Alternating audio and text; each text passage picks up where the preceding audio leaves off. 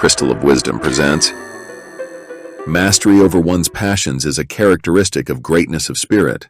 Early in the morning, Alan stood at the bus stop in front of his house with a thick backpack. The day promised to be sunny, but not yet hot. This is often the case in early June in the Great Lakes region. Alan was not a tall but sturdy red-haired boy of 18. Alan had always had a calm and friendly personality.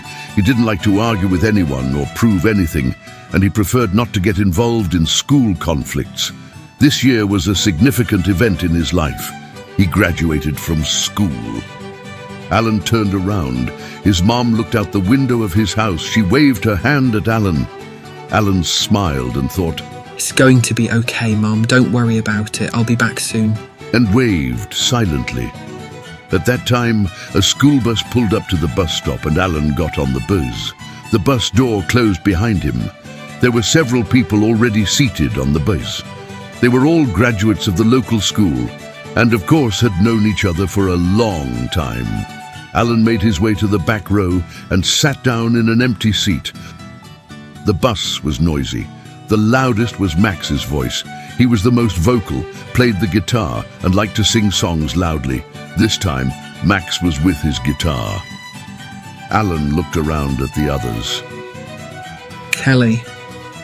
And she's with us. Alan thought, looking ahead of him at the girl with her brown curls down her back, and smiled. Alan had liked Kelly for a long time, but he had never dared to tell her. The bus stopped again, and an energetic, tall, dark-haired guy with a handsome, muscular figure and a confident look entered the open doors of the bus. He looked around the bus, smirked, and with a certain amount of arrogance looked at everyone present. It was Sam. He exuded a certain charisma that attracted his peers, and he always had a lot of friends. Realizing this, Sam acted somewhat arrogant. That was why Alan didn't like Sam. Sam realized this, and from time to time tried to hurt Alan to make fun of him. Meanwhile, one of the girls smiled broadly and waved cheerfully at Sam. It was Julia, Sam's friend. The cheerful, dark-haired girl had an infectious enthusiasm, and she liked to be adventurous. That always turned Sam on. Sam walked around the bus and sat down next to Julia. His friends Jake, Eric, and Steve sat next to him. Jake was Sam's best friend, a solidly built guy with a small, thick black beard. He really looked like a lumberjack. Jake laughed often and very loudly at Julia's jokes, and it amused Sam. Eric looked at Sam. He touched his right eyebrow with the index finger of his right hand, and then raised his right hand with a straight palm up. It was the way Indians of some tribe greeted their friends. Eric was a swarthy, black-haired boy. He always wore a brown jacket with fringe. They said his great-grandfather was a shaman in an Indian tribe. Maybe it was true, maybe not. But the different stories and legends Eric told were very interesting.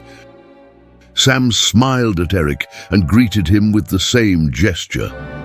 While the noisy company was having fun on the bus, Alan sat quietly and listened to no one. In front of his eyes was the top of a mountain covered in clouds or fog. Iroquois Peak. Alan thought excitedly.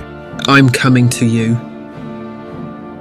Who are these young men, and where are they going, you may ask?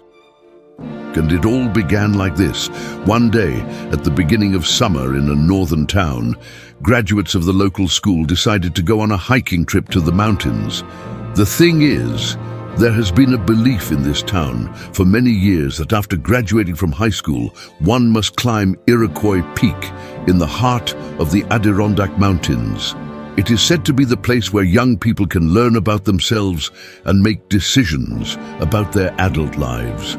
Old-timers say that the spirits of the ancestors dwell on Iroquois Peak, and in early summer they seem to descend to Iroquois Peak for their grand council.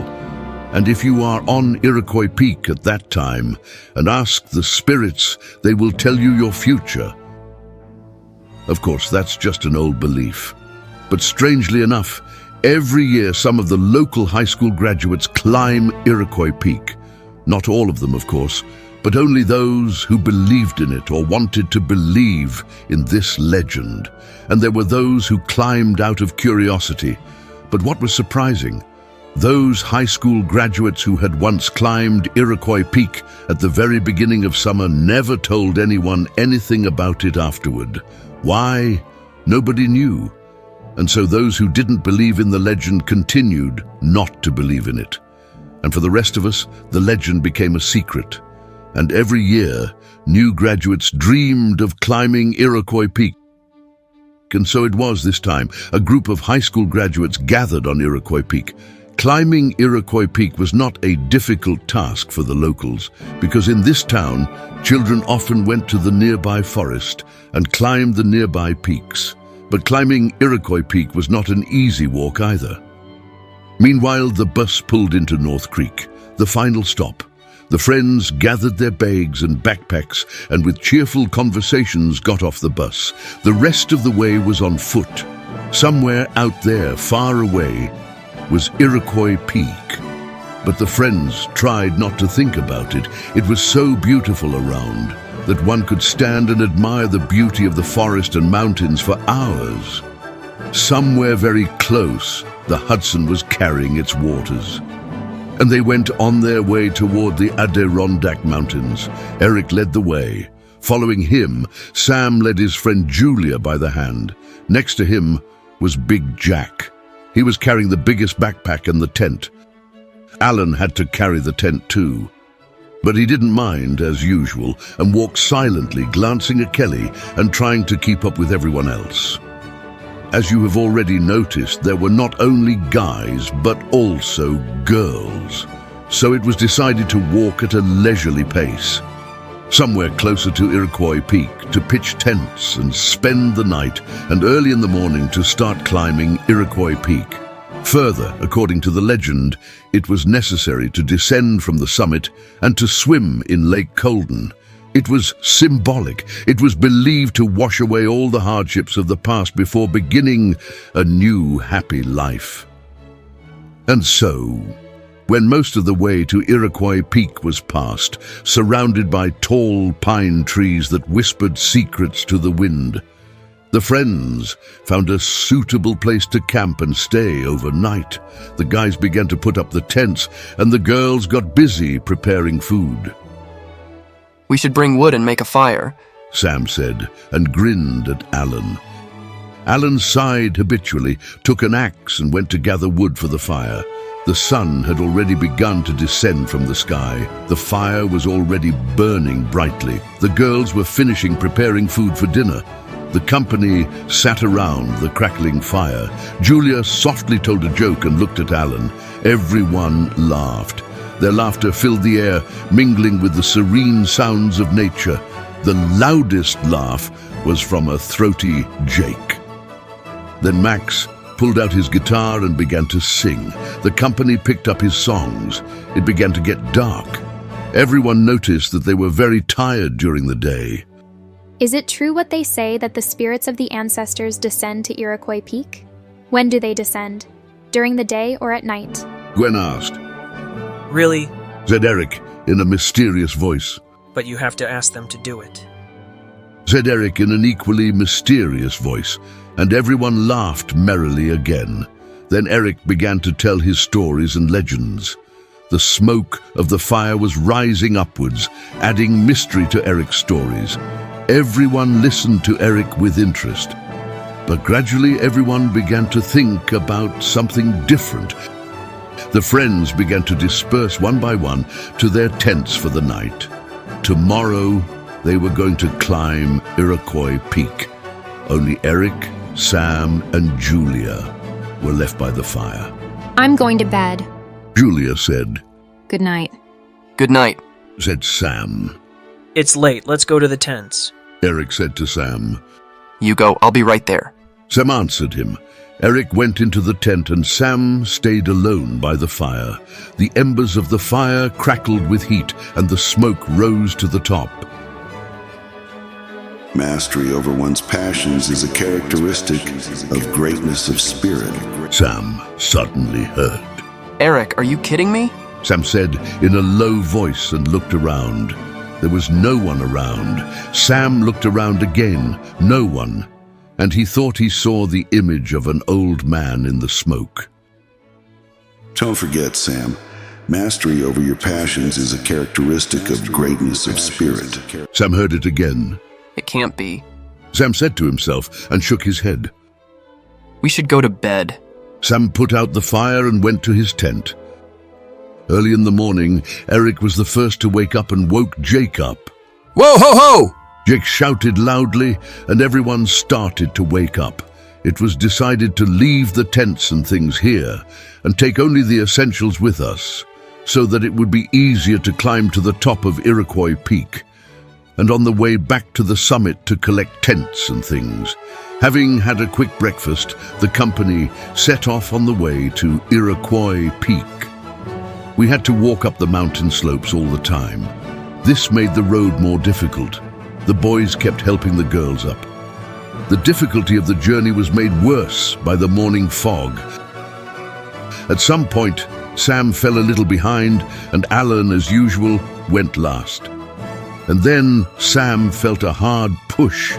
Sam fell, slightly twisting his leg. He couldn't say a word, out of surprise. It turned out that Sam was walking along the edge of the cliff, and in the grass he didn't notice how the earth and rocks began to crumble under his feet. Another moment, and Sam would have fallen off the cliff. Alan was walking beside him. He saw it, and all Alan could do was to push Sam hard in the opposite direction so that he wouldn't fall off the cliff. But where was Alan? And then Sam saw that Alan had fallen off the cliff and was hanging with his hands on a large bush.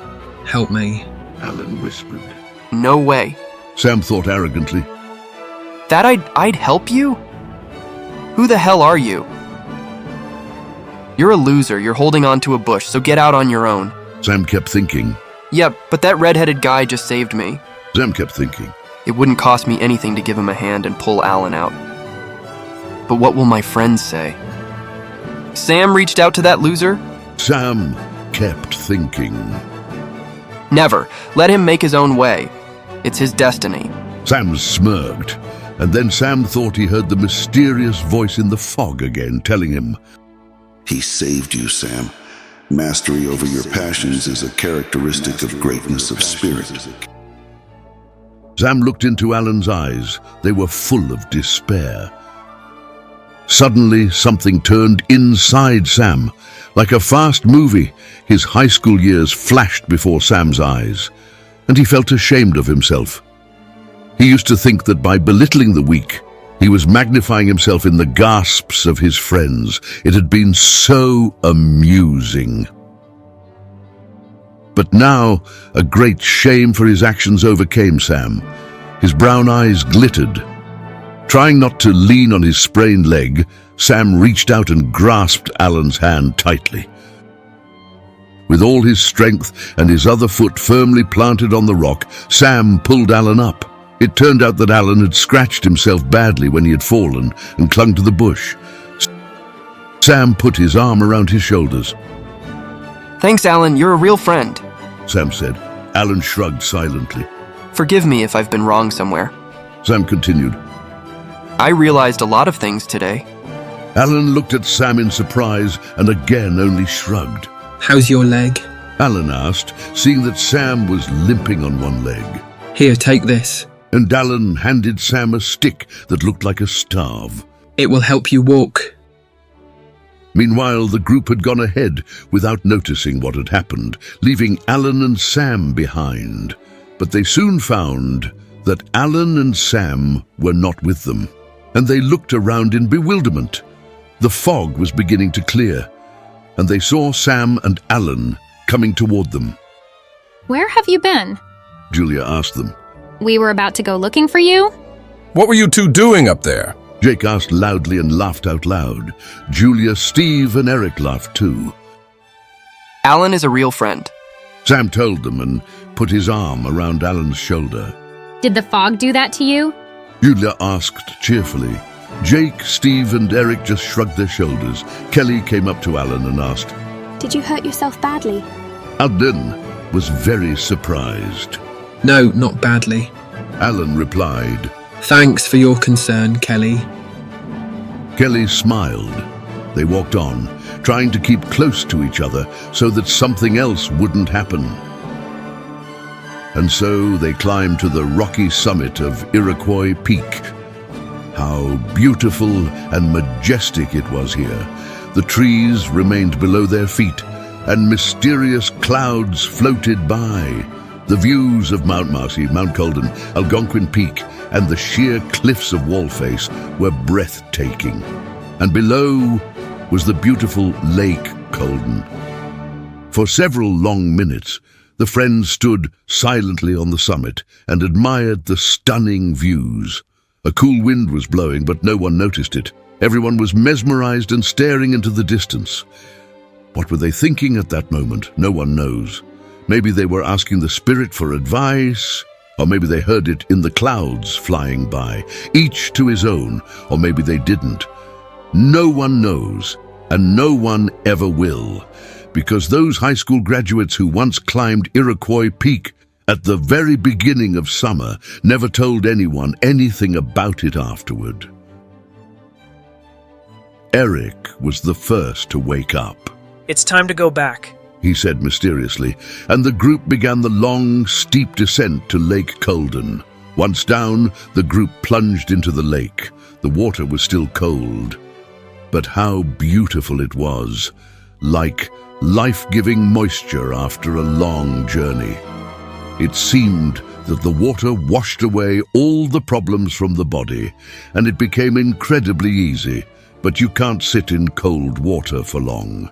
So the friends went ashore to dry off in the rays of the rising morning sun. Alan, your scratches are almost healed. That's amazing. Said Kelly, and Sam noticed that his leg didn't hurt at all anymore. He was surprised and peered up at the floating clouds. What was he thinking at that moment? No one knows. But only the smile on his face was not a smirk like before, but quite different, welcoming and good-natured. The walk back was easier. The friends returned to the camp, had lunch, and packed their tents and their belongings. Further on, there were descents, and the company returned to the bus even before sunset. On the bus, everyone rode in silence, and even Max didn't play his guitar. Mastery over one's passions is a characteristic of greatness of spirit. Sam thought to himself, on this trip he had realized that the true measure of greatness was not in the pursuit of fleeting desires, but in the mastery of one's own passions. Alan sat next to Kelly and squeezed her hand tightly. What the others were thinking, no one knows. After all, those high school graduates who had once climbed Iroquois Peak at the beginning of summer never told anyone about it. What secret do you think the guys kept after their trip to Iroquois Peak? Write your opinion in the comments. If you liked the video, give it a like.